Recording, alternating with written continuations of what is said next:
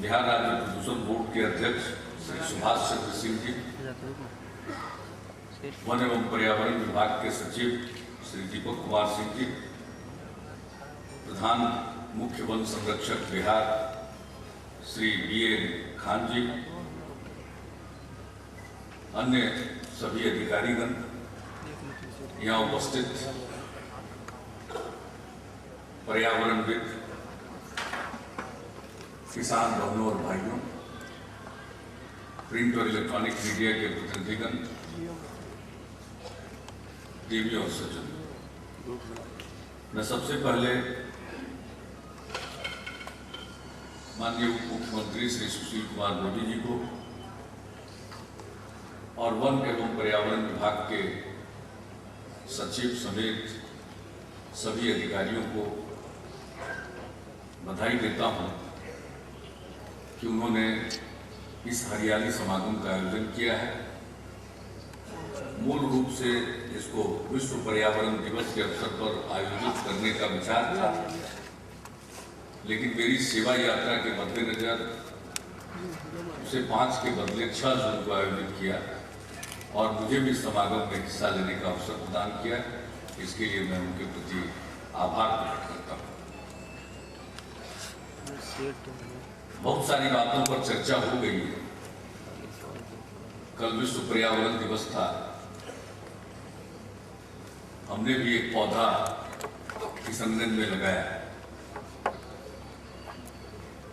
और कल के दिन हम एक और गांव में जाना चाहते हैं। बिहार के भागलपुर जिले में धरहरा नाम का एक गांव है, जहां बेटी पैदा होने पर लोग 10 पेड़ लगाते हैं। जब इसके बारे में मुझको जानकारी मिली थी तो पहली बार अपनी विश्वास यात्रा के दौरान मैं वहां पहुंचा था और उसके बाद से मैं प्रति वर्ष वहां जाता हूं। पिछले वर्ष भी उस गांव में गया था और इस वर्ष भी 5 जून को तो मुझे किशनगंज में रहना था, इसलिए भागलपुर में जब मैं था तो 2 जून को उस गांव में गया और फिर लोगों ने मेरे हाथ से भी एक बेटी के जन्म लेने के अवसर पर एक पेड़ मुझसे भी लगवाया। तो उस गांव में मैं जाता हूं, वहां का संदेश बहुत स्पष्ट है। एक तो बेटी का भी स्वागत है, यह संदेश है बेटा हो या बेटी दोनों का मान हो। अगर मान ही तय करना हो किसका भार ज्यादा मूल्य है तो उस गांव ने संदेश दिया कि बेटी का मूल्य ज्यादा है। एक तो यह संदेश और दूसरा है पर्यावरण की रक्षा। और उस गांव में चारों तरफ पेड़ ही पेड़। जब मैं पहली बार वहां गया था तो मैंने कहा कि भाई मैं और क्या कर सकता हूं, जो आप यहां कर रहे हैं इसकी चर्चा मैं बाहर करूंगा, बिहार भर के लोग जानेंगे, हो सकता है देश के दूसरे हिस्से के लोग भी जानने लगे इस गांव की परंपरा को, इस गांव की खासियत को कुछ लोग अपनाएं। हो सकता है कि आपका काम इतना सुंदर है कि इसकी खबर देश की सीमाओं के पार भी जाए। और मुझे खुशी है कि बिहार ही नहीं और भारत ही नहीं, अब बाहर के लोग आते हैं उस गांव और उस गांव की इस परंपरा पर फिल्में बन रही हैं। तो एक पर्यावरण के प्रति रुझान है और दरअसल हमें उस गांव में जाकर वहीं से प्रेरणा मिली। यूं तो हम सब लोग पेड़ों के हिमायती थे, पर्यावरण की रक्षा करना चाहते थे, लेकिन गांव में रह करके भी लोग इतनी बड़ी बात सोच सकते हैं। तो उसी ने हम लोगों को प्रेरित किया कि हम बड़े पैमाने पर हरियाली का कार्यक्रम अपनाएं और कृषि रोड मैप के अंतर्गत हरियाली मिशन का गठन किया जा रहा है और उसके माध्यम से, जैसा उप मुख्यमंत्री जी ने बताया, करीब 24-25 करोड़ पेड़ 5 वर्ष के अंदर लगाए गए 2012 से 17 के बीच में। क्योंकि हमें ग्रीन कवर करना है लगभग 15%। तो उसमें वन क्षेत्र भी बढ़ना है, अन्य स्थानों पर भी पेड़ लगने हैं, बाग बगीचा की भी रक्षा करनी है और उसके क्षेत्रफल को बढ़ाना है। अभी ज्यादा दिन नहीं बीता है, इसी श्री कृष्ण मेमोरियल हॉल में कृषि विभाग की तरफ से एक कार्यक्रम हुआ था, बगीचा बचाओ अभियान। यानी जितने बागीचे हैं बिहार में उसकी रक्षा करने की जरूरत, और सरकार की तरफ से योजना बन गई है कि जिनके अपने बाग हैं उनको जोतने के लिए, कोड़ने के लिए सरकार 1000 रुपया प्रति एकड़ की दर से सहायता प्रदान करेगी।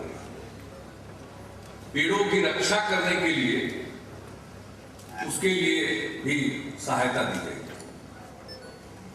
तो आज बिहार में वन विभाग हो या कृषि विभाग हो या जो निर्माण कार्यों में लगे हुए विभाग, हमारे ग्रामीण विकास मंत्री ने उस बात की चर्चा की। अब मनरेगा के अंतर्गत पेड़ लगाए जा रहे हैं। हम लोगों ने तय किया है कि ये काम बेतरतीब नहीं होना चाहिए, सबकी जिम्मेवारी तय होनी चाहिए।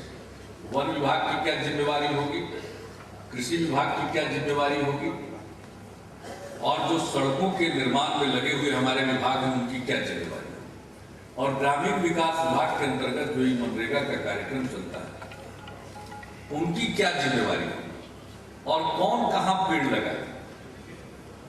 ये नहीं होना चाहिए कि नेशनल हाईवे पर तो मनरेगा से आपने पेड़ लगा दिया, उसका कोई मतलब नहीं। स्टेट हाईवे पर आपने मनरेगा से पेड़ लगा दिया, कल तो पता भी नहीं चलेगा कि किसने लगाया। इसलिए हम लोगों ने बिहार में ये बात स्पष्ट कर दी, कौन कहां पेड़ लगाएगा, किसकी जिम्मेवारी क्या है। और वन विभाग जिसका काम धीरे धीरे रेगुलेटरी हो गया, वन की रक्षा के लिए जो कानून है उनको लागू करना, ये उनका मुख्य काम रह गया। वो काम भी महत्वपूर्ण है, उनकी रक्षा करना आवश्यक है, लेकिन हम नए वृक्ष कितने लगा पाए, वन क्षेत्रों का कितना विस्तार किया, जो वन डिग्रेड हो गए उनको फिर से रिजुविनेट किया या नहीं किया, ये काम कौन देखेगा। तो हम लोगों ने अपने यहां तय किया वन विभाग के लिए कि एक जो रेगुलेटरी काम है वो तो करना है, वो कीजिए, उसमें किसी प्रकार की रुकावट नहीं है। लेकिन उसके साथ साथ वन विभाग के अधिकारियों के कार्य कुशलता की परीक्षा होगी कि वो कितने पेड़ लगाते हैं और वनों की का विस्तार कितना करते हैं। तो मुझे खुशी है कि अब ये भाव लोगों के मन में आ गया है कि हमें नए स्थानों पर पेड़ लगाने हैं। तो हमारे यहाँ वन क्षेत्र का भी विस्तार होगा, डिग्रेडेड फॉरेस्ट का भी फिर से उसको पुनर्जीवित किया जाएगा, और उसके साथ साथ सड़कों के किनारे, नहरों के किनारे पहले से भी योजनाएं थी, पता नहीं पेड़ कहां चले गए। और एक एक चीज पर बारीकी से हम लोगों ने ध्यान दिया। हम जाते रहते देखते हैं नहर के अंदर वाले हिस्से में पेड़ लगाते हैं। अब नहर तो बना है पानी के फ्लो के लिए, अब नहर के अंदर पेड़ लगा दीजिएगा तो नहर का तो पानी बहेगा नहीं पूरा, नहर को इधर उधर तोड़ देगा, खेत में पानी फैल जाएगा, उस पानी का उपयोग नहीं हो पाएगा। और नहरों की रक्षा के लिए भी अलग कानून है। तो हमने देखा पहले यहाँ काम भाई कुछ भी लगा देंगे, नहर के अंदरूनी हिस्से में ही कई जगह पर हमने पेड़ देखे, कोई मतलब नहीं, नहरें बाधित। और एक जगह तो बड़ा इंटरेस्टिंग युद्ध चल पड़ा वन विभाग का और सिंचाई विभाग। उसने कहा कि हमारे नहर के लिए हमको पेड़ काटना, तो वन विभाग वाले ने उन पर केस किया, तो इन लोगों ने उस पर केस कर दिया। नहर का भी एक्ट है, कोई छोटा मोटा कानून नहीं, भी कड़ा कानून नहीं। तो यही सब झगड़ा होता रहता, पेड़ लगने से मतलब नहीं। अब हम लोगों ने एक एक चीज को देखा, जैसा अभी बताया गया, हर तरह के पेड़ लगे, फलदार वृक्ष, और हम लोगों ने तय किया है कि पेड़ से सिर्फ लगेंगे नहीं, उनकी रक्षा भी होनी चाहिए। हम लोगों का बड़ा अनुभव है, पहले तो पेड़ लगता था तो पेड़ की रक्षा के लिए चारों तरफ कुछ कुछ बबूल का भी पेड़ लोग लगा देते थे। मेन पेड़ तो गायब हो गया, बबूल रह गया। तो आजकल उन सड़कों पर चलने में जब दिक्कत होती है तो हमारे इलाके का एक सड़क का हाल देखते थे, अचानक देखते थे कि ऊंट आया, तो हमने कहा हमारे ऊंट नहीं कहां से आया, तक मंगवाया है लोगों ने ऊंट, कहा कि ऊंट भाई तो वो बबूल वाला खा जाता है। तो कांटा से बचाव कीजिए। तो इन सब अनुभवों के मद्देनजर हम लोगों ने तय किया कौन पेड़ कहां लगे और मिक्स कई चीजों को मिला करके उसको लगाया जाए ताकि उसके फल का फायदा हो, लोग लाभ उठावे, गरीब आदमी को भी आम लीची नसीब हो जाए। देखते नहीं है दिल्ली में कितना जामुन का पेड़ लगा, तो लोगों को पहले फल मिल जाता था, बीच में परंपरा हो गई कि नहीं ये पेड़ नहीं लगेंगे। तो हम लोगों ने अपने यहाँ तय किया है, सब लोगों से परामर्श करके। अब डॉक्टर मंगला राय जी ने बताया कि साहब जो नहर के किनारे अगर बांस का लगाइए पेड़, बांस लगाइए तो उसका बहुत फायदा है, खेती के दृष्टिकोण से बहुत फायदा है। तो इन एक एक चीजों को, और फिर अगर कोई पेड़ हम लगाना चाहते हैं तो फिर उसके पौधे ठीक मिलने चाहिए। अगर क्वालिटी प्लांट नहीं मिला तो फिर उसका क्या मतलब। हमारे यहाँ हॉर्टिकल्चर मिशन चलता है, तो हॉर्टिकल्चर मिशन के अंतर्गत लोगों को फलदार वृक्ष लगाने के लिए या बाग लगाने के लिए सहायता मिलती है। तो आज से कुछ साल पहले की बात है, उस समय हम लोगों की सरकार बनी थी, उसके कुछ ही समय की बात है, उसका जिक्र हमने बगीचा बचाओ अभियान के दिन भी किया। अब भागलपुर का इलाका, वहां का जर्दालू आम बहुत अच्छा है और दूसरी जगह नहीं होगा, वहां पर काफी अच्छा होता है। हम तो जर्दालू आम के इतने प्रशंसक हैं कि मैं तो जर्दालू आम ही भेजता हूं। जितने महानुभाव हैं बाहर विदेशों के, अपने देश के अंदर, सबको हम मुजफ्फरपुर की शाही लीची और भागलपुर का जर्दालू आम बेचते हैं कि भाई बिहार का भी कुछ खाने लायक चीज है, बिहार में भी कुछ रसदार और फलदार चीज है। तो लोगों को बड़ी खुशी होती है, बहुत चिट्ठियां लिखते हैं लोग उसके स्वाद को लेकर के, हर चीज को लेकर। तो वहां भागलपुर इलाके में लोगों को प्लांट दिया जा रहा था सैंपलिंग। तो हमने एक अखबार में खबर छपी कि भाई उड़ीसा से प्लांट खरीदा गया है, वो दिया जा रहा है। तो हमने कहा जर्दालू और उड़ीसा, उड़ीसा में दूसरा आम होगा, जर्दालू कहां से उड़ीसा में। तो हमने फिर कृषि मंत्री जी थे उस समय नरेंद्र भाई, इनसे बात किया, अधिकारियों से बात किया। हमने कहा भी अनर्थ क्यों कर, उड़ीसा का प्लांट तो नीचे के अधिकारियों ने कर दिया था। तो अंत में उसको रोका गया और कुछ लोगों को मिल गया था, उन्होंने लगाया, वो प्लांट को उन्होंने उखड़वाया। हमने कहा कि भाई ये लग जाएगा, नहीं जर्दालू का जो हम प्रचार कर रहे हैं तो जर्दालू की जो विशिष्टता है वो नहीं रहेगी। तो फिर तो जर्दालू के बारे में जो हम लोग बात कर रहे हैं या उसका प्रचार कर रहे हैं वो तो धोखा साबित होगा। तो इन चीजों पर ध्यान रखना पड़ता है।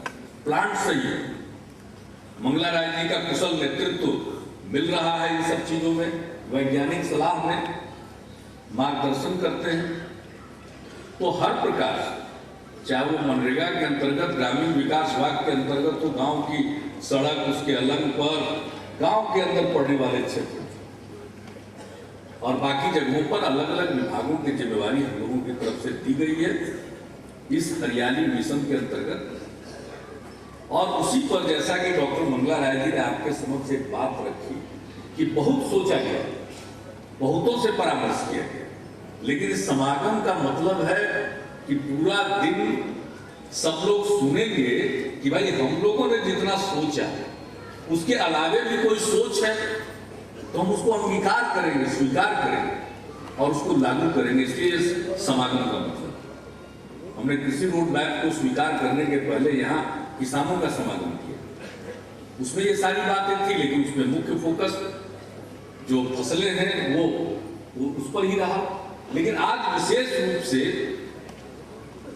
हरियाली पर फोकस है, पेड़ों पर फोकस है, किस प्रकार के पेड़ हैं। अब पॉपुलर हमने चाइना में देखा साहब, हाईवे पर जा रहे हैं और कई रो, 8 रो 10 रो में कतार में वही पॉपुलर लगा हुआ। पहले तो हम समझे नहीं, हमको दूर से दिख रहा था कि पॉपुलर ही तो दिख रहा है, फिर हमको लगा इतना पॉपुलर सैकड़ों किलोमीटर जा रहे थे एक शहर से दूसरे शहर में सड़क मार्ग से, तो मन नहीं माना तो एक जगह गाड़ी को रुकवा करके, वो काफिला था, अनुरोध करके गाड़ी रुकवा करके देखे तो कहा कि नहीं तो पॉपुलर, तो पॉपुलर ही लग रहा है। और कितना लगा, मुझको तो लगा कि भाई एक समय आएगा जब दुनिया भर के कागज की जरूरत होगी तो शायद चाइना ही पूरा कर दे। यानी किसी काम को करना तो इस ढंग से अब कट रहा है तो कौन कटने लायक होगा, तो कौन नया पेड़ लगेगा। भाई अरे चाइना कर सकता है तो भारत में क्यों नहीं हो सकता? हरियाणा में अगर पॉपुलर लगा करके लोग लाभ कमा रहे हैं तो बिहार में क्यों नहीं हो सकता? तो इन सारे विषयों पर चर्चा होगी। कौन पेड़ लगाएगा, लकड़ियों की भी जरूरत है। ये कोई कह दे कि लकड़ी की जरूरत नहीं है तो गलत है, लकड़ियों की जरूरत पड़ेगी, लेकिन जितनी हमको जरूरत है हम सोच ले, उससे ज्यादा लकड़ी हम लगाएं ताकि किसी भी समय में हमारा जो वनाच्छादन है उसमें कोई कमी नहीं है। तो इसलिए आज का ये समागम का कार्यक्रम बहुत ही महत्वपूर्ण है और हमारे बीच अनेक पर्यावरण मुझे आए हुए और मुझे बताया गया है कि अन्य राज्यों से भी लोग आए हैं जो अपने अनुभव यहाँ साझा करें, उनसे भी हम सीखेंगे।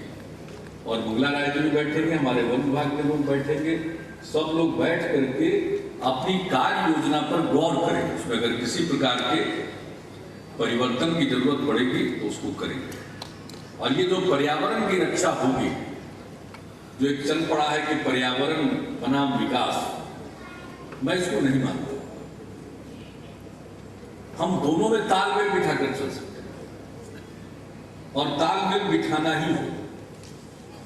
अब अभी कोसी में जो त्रासदी आई, इसके बाद वहां के पुनर्निर्माण के लिए हम लोगों ने एक स्कीम बनाई, विश्व बैंक से कर्जा लिया और स्कीम बनाई जिसमें हुआ कि मकानों के लिए बांस को उपचारित करके हम उसका प्रयोग करें। साहब बहुत अच्छा मकान बना और 20-25 साल जो बांस लगाए जाएंगे वो सड़ेगा भी नहीं, उपचार कर दिया क्या? उपचार करने की जो प्रक्रिया है उसकी ट्रेनिंग भी दी गई, महिलाएं ट्रेंड थी, मैंने अपने सामने देखा, बहुत अच्छे ढंग से उपचार कर रही हैं, सब कुछ हो गया। लेकिन मन में लोगों में ये माइंडसेट जिसको कहते हैं वो है कि साहब मकान तो ईंट का ही बनना चाहिए। अब ईंट का जो मकान बना रहे हैं तो टॉप सॉइल बर्बाद कर रहे हैं। अब टॉप सॉइल का फॉर्मेशन, उसका निर्माण कितने सैकड़ों साल की प्रक्रिया से होता है और उसको काट के बर्बाद कर रहे हैं। तो आखिरकार हमें उसका विकल्प तो ढूंढना ही पड़ेगा। कई मुल्कों में इसका विकल्प ढूंढा जा रहा है, हम भी ढूंढ रहे हैं। कई ऐसी चीजें हो गई है कि कम उसकी बर्बादी हो। तो एक तालमेल बिठाने की जरूरत है और मैं समझता हूं विशेषज्ञ भी काम कर रहे हैं। और जो अभियान जो हमारे चंडी प्रसाद भट्ट जी हैं या ऐसे पर्यावरणविद हैं, एक जो मानसिकता लोगों की है, उस मानसिकता को भी बदलने की जरूरत है। अभी हम लोग कहेंगे भाई सोलर एनर्जी बढ़िया है, भले ही थोड़ा महंगा हो, तो आम आदमी कहेगा कि ठगने वाला काम कर रहे हैं। असली जो तार दौड़ता है बिजली बोर्ड वाला, वो वाला बिजली मन स्थिति है। तो हमने तय किया कि पहले मुख्यमंत्री आवास कार्यालय को सोलर एनर्जी पर डाल दिया जाए, वो काम चल रहा है। एक बार जब सारा काम होते हुए देख लेंगे तब हमारे यहाँ कुछ लोगों को लगे कि भाई सोलर एनर्जी भी ठीक है। हमारे बहुत पोटेंशियल है, बहुत ज्यादा। हम लोगों ने देखा है कि नीचे मछली का उत्पादन हो सकता है और उस तालाब के ऊपर सोलर प्लेट्स लगाए जा सकते हैं और एस्टैब्लिश्ड है, प्रूवन टेक्नोलॉजी है, 60% हम कवर कर सकते हैं।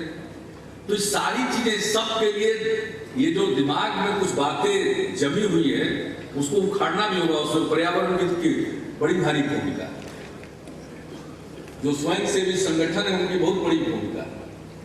तो सब लोगों का ये दायित्व बनता है कि हम लोग मिलकर चलें तो विकास के नए तौर तरीके। और जो ग्रीन इकोनॉमी की बात आज हो रही है, ग्रीन इकोनॉमी की बात इसलिए हो रही है कि कार्बन का उत्सर्जन कम से कम हो, हम ऐसा काम करें जो टिकाऊ हो। अब खेती को ही ले लीजिए, पहली हरित क्रांति आई तो उसमें बीज ठीक मंगा लिया गया, अब बीज के साथ न जाने क्या क्या किस्म का घास आ गया जो आज तक समस्या दिए ही हुए। लेकिन रासायनिक खादों का प्रयोग हो, अब डॉक्टर मंगला राय जी तो क्रॉप साइंस के ही सबसे बड़े विद्वान हैं। अब उतना उत्पादन लेने के लिए उनको और ज्यादा केमिकल फर्टिलाइजर का इस्तेमाल करना पड़ रहा है, तो हम तो बहुत पीछे थे। पहली हरित क्रांति के दौर में तो हम पीछे रहे, अच्छा ही हुआ पीछे रहे। अब यहां दूसरी हरित क्रांति नहीं बल्कि हम इंद्रधनुषी क्रांति की बात कर रहे हैं, जिसका जिक्र हमारे कृषि मंत्री जी ने कहा कि धान का विश्व रिकॉर्ड बनाया तो केमिकल फर्टिलाइजर से नहीं बनाया, इस्तेमाल किया श्री विधि के साथ साथ जैविक खादों का प्रयोग किया। अब आलू का जो साइज जैविक खेती में हो रहा है वो देखने लायक है, ह्यूज साइज, इतना बड़ा बड़ा, और जैविक खेती का तो धीरे धीरे, और उसमें हम देख रहे हैं वर्मी कंपोस्ट का इस्तेमाल कर रहे हैं। साहब मिट्टी की उर्वरा शक्ति बनी रहेगी, रासायनिक खादों पर निर्भरता कम होगी तो खेती में टिकाऊपन आएगा, सस्टेनेबल एग्रीकल्चर हो। ये कितना दूर तक सस्टेन करेगा? केमिकल फर्टिलाइजर आज आपने दिया, अगले बार उतना लेने के लिए उससे ज्यादा दिया, फिर ज्यादा दिया, मिट्टी का क्या होगा? तो जो ग्रीन इकोनॉमी है वो सस्टेनेबल इकोनॉमी, हर क्षेत्र में हमें उसका सहारा लेना पड़ेगा। और मैं तो देख रहा हूं बिहार के किसानों में एक उत्साह है, हर जगह वर्मी कंपोस्ट का लोग कर रहे हैं, इन बाग बगीचों के लिए भी उसका इस्तेमाल होगा। हम बहुत पीछे थे, सुशील मोदी जी ने एक चीज की चर्चा नहीं की, हमारे यहाँ खूब तालाब है लेकिन मछली आती थी आंध्रा से। यहाँ के लोग समझते थे कि तालाब है, मछली अपने आप हो जाएगी, मछली को खिलाने की क्या जरूरत है, तो ट्रेनिंग के लिए किसानों को भेजा। इन्होंने भिजवाया सबको, आज आंध्र प्रदेश में मंगला राय जी से बातचीत करके, उसमें डीजीआईसी आते, तो जब भेजा गया तब लोग सीख करके आए। अब हमको पूरा भरोसा है कि 2-3 साल के अंदर अंदर यहाँ बाहर की मछली नहीं आएगी, बल्कि बिहार के फिश फार्मर बिहार के बाहर मार्केट की तलाश करें।